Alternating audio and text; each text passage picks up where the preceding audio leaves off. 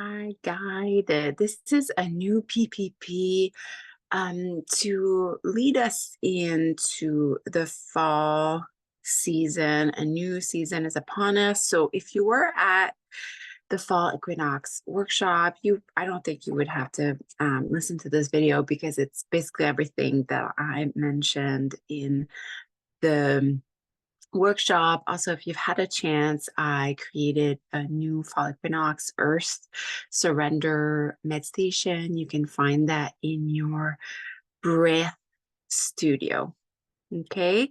I'm coming to you from my birthday. Today's my birthday. It's Thursday, September 26th.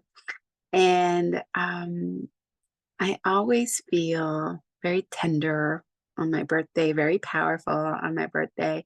Birthdays have always meant a lot for me. It's kind of like I exist today. I have a chance. I get to have a breath.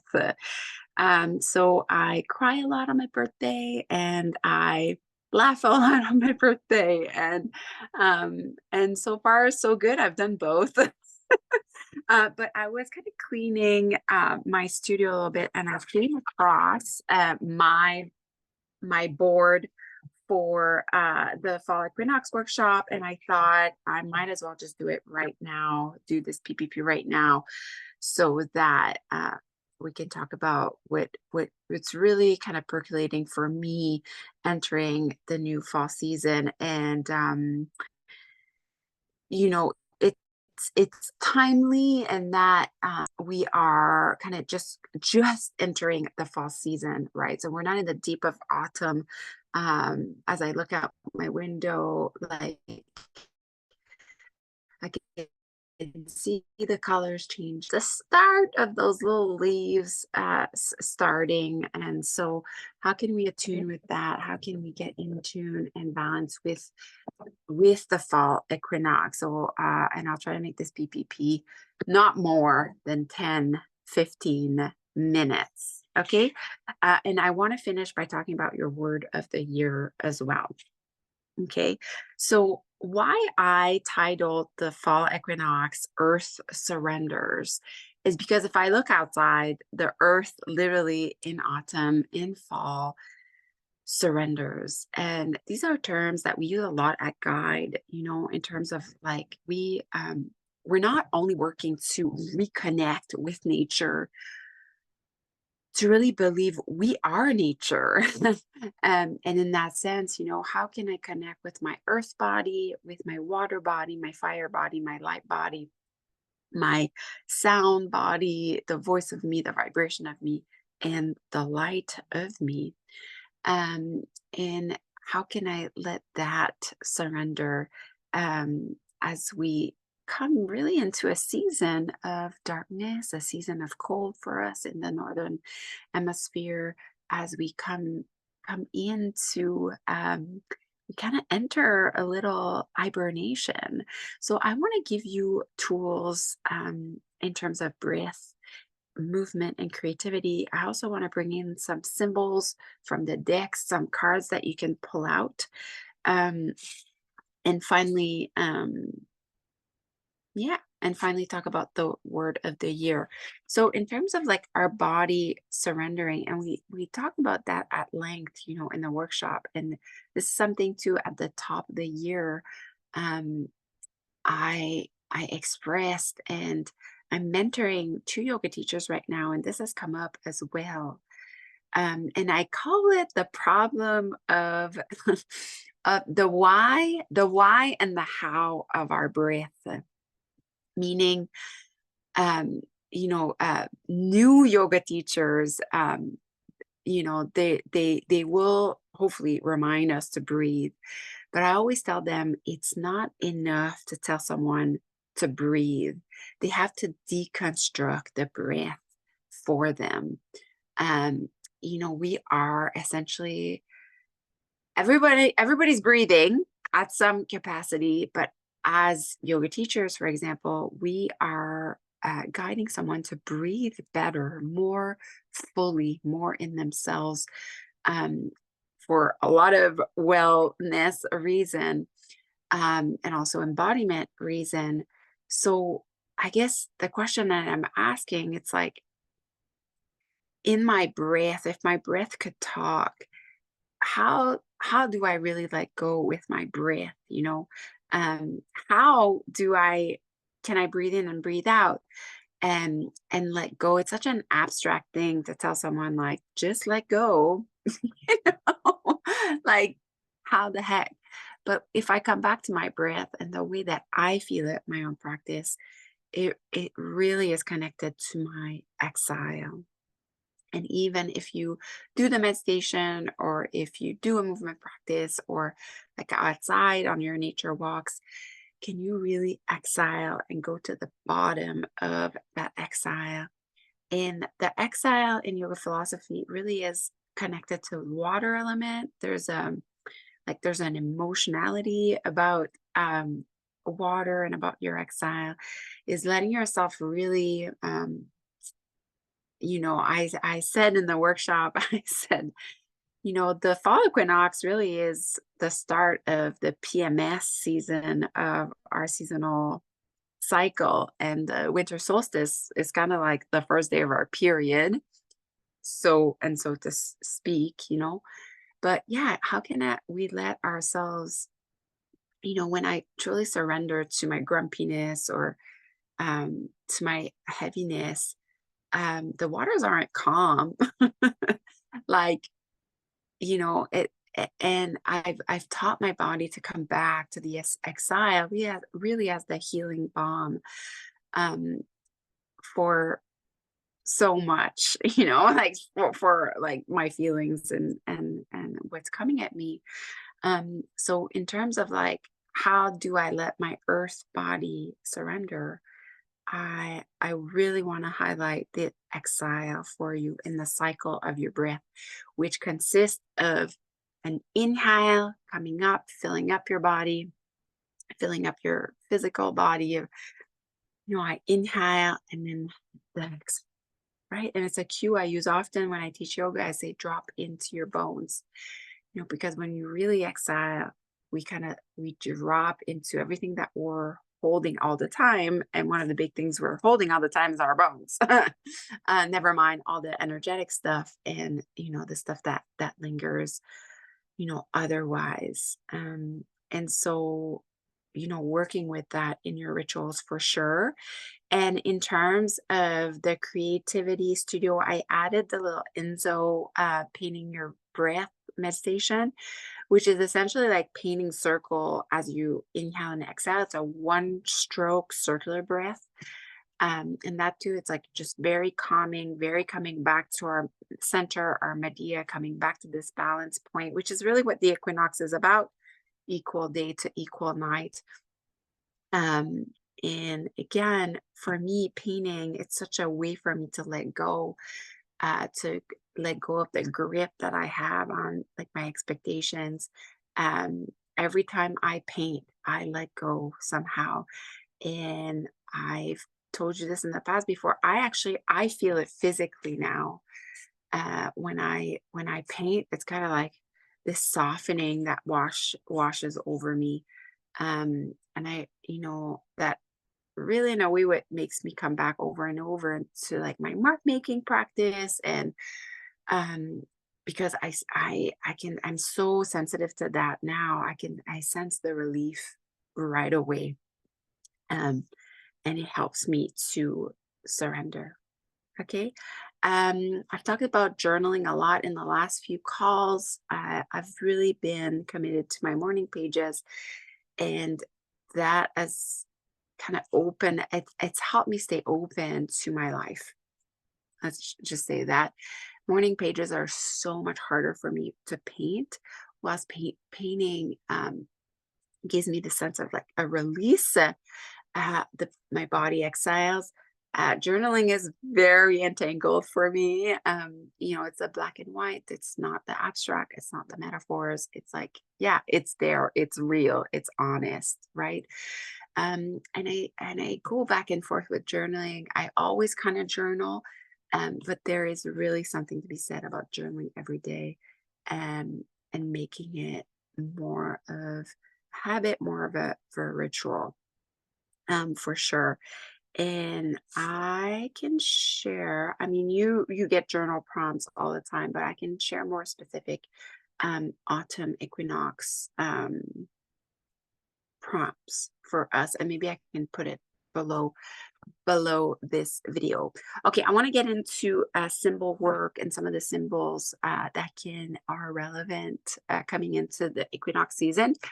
One symbol that it's been kind of surprising, because I usually work with the symbol like kind of in the deep of winter, but the more it like evolves on me, the more it grows on me, the more I'm like, no, actually the bear is coming in way earlier this time around for me.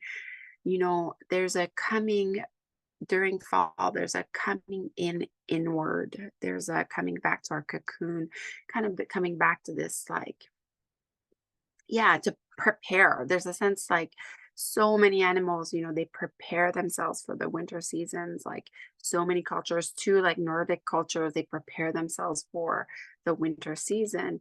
And there is in her book, A Woman Who Runs with Wolves, there's a passage I want to read you that's really much connected with the symbol of the bear, which at its essence, it's tells you like go inside and be with like connect to your inner strength. When you go inside, you feel that inner strength. And I want to read you, and I love how she titles it bearish power. And it says, in the psyche, the bear can be understood as the ability to regulate one's life, especially one's feeling life. Bearish power is the ability to move in cycles, be fully alert, or quiet down into a hibernative sleep that renews one's energy for the next cycle. The bear image teaches that it is possible to maintain a kind of pressure gauge for one's emotional life, and most especially that one can be fierce and generous at the same time. One can be reticent and valuable. One can protect one's territory, make one's boundaries clear, shake the sky if need be, yet be available, accessible, engendering all at the same time. I love this. So the bear reminds us to move with circles, be fully alert. And it's a quiet down, but for me, a lot of my falls, I've been really flourishing in creativity. So I think we mistake like quiet down into a hibernation. Like we can be in a hibernation and like make all kinds of art, even though we're like in the cave, and sometimes it's literally like we need to be in the cave to like make a lot of art. So just, this is a card that you could take out and kind of work as a tool to move into the new season with all your bearish power. And if some of you don't have symbols for this year, maybe it's one that you want to work with. It's one of the first ones I've studied. I think it's like the first page of my book, the Unab Ku. Yeah, I think it's the first symbol of the book. So it's one I love dearly, and it's grown on me. It's grown on me. And then I will go into the surrender card, which we work with some of you, Surrender Mama, and some of you, I think, pulled it out. Sarah Brothers pulled it out in the Luminaries, and maybe even Tiffany. I feel Tiffany pulled it out. But it's this idea, again, like this idea of surrendering, of letting go. And how do I do that personally for me in my life? What does that look like, so that it's not just an idea, it's something concrete that you can play with? And I love this idea, of course, of water. There's a great quote by Mark Nepo at the back of this card that reads, initially you sink, and most adults say, no, don't fight it. You're going to make it worse. But what happens is, if we let ourselves sink just a little, the buoyancy of water holds us up, and now you can swim. I love that. How can you sink a little in your life? And it's that trust, that you are held, it's a paradox of it. When you sink a little, you're held. I just talked at length with Anne Berube on her podcast about this, the paradox of trust, like things like, to be fearful is to be human, doesn't mean you're less brave. If you're fearful, all the brave people I know are tender and vulnerable and like revel in that, right? So that's another card that you could pull if you had the mama deck. And then she fears, of course, and she's from the she deck. And I find there's a like an intensity to this season, and um, not that I want to do think of next year, but I know in the planner next year, we're starting to work with a lot of fierce goddess, like in September. And it makes a lot of sense for me that we do that. Actually, I think the month is called Fierce Voices, if I recall. So, how can I invite the intensity that is there in my life that I not try to tamp with any of it or suppress any of it? That I let my intensity bubble up, that I let it be too much, and see what happens when when you do that. So she fears surrender, the card. And last thing I will say, did I share everything? You're gonna laugh. My word faded. So I have a few banners. Just get there. I have a few banners, and my banner faded, which I thought it was a great representation of this time of year and where we are with our word of the year. At the top of January, this banner was bright and it was wet with paint and it was and I had to laugh when I took it from the window and I'm like, oh my God, it's faded. Because this is the point of the year where you surrender to your word of the year. It doesn't mean that nothing's going to happen. Actually, sometimes it's actually quite the opposite. It's when you let the word do its good work. And we've done a lot of things with your word of the year this year. We've looked at the small daily acts of bravery you could do with your word of the year. How can I embody this intention? How does it look like in my life for me to break through? We've come back to our word of the year over and over again. We breathe it with it. We move with it. We create it with it. Now it's time to lay it to rest and let it do kind of its final hurrah. This is like kind of like the great shavasana of your word of the year. Let it reveal the last thing it needs to be revealed to you. Perhaps the greatest teachings from this word are yet to come. And so, and essentially the fall equinox, this is when we're like clearing and making space. Like my word is fading because soon there's going to be a new word on this banner, you know? So it's kind of taking a back seat a little bit. And it's not so much in the driver's seat anymore. And we let it co-create whatever it needs to co-create for its final hurrah. And in terms of like for a guide, and not everyone will do this, but I always recommend to do a bit of a final project.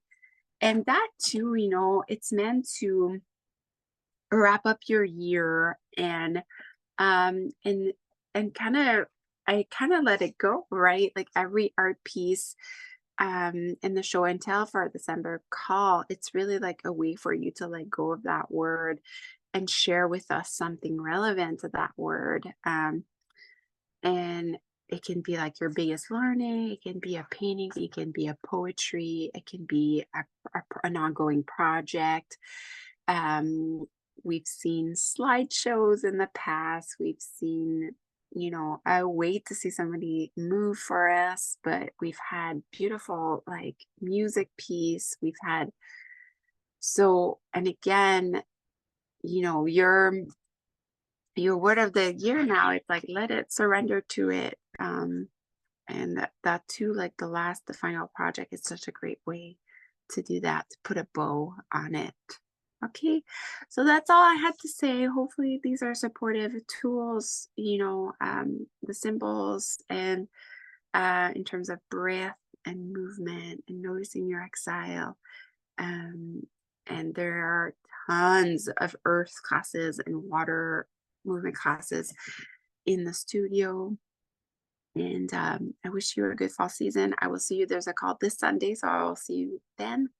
And I love you so much. We'll see you on the call. Bye.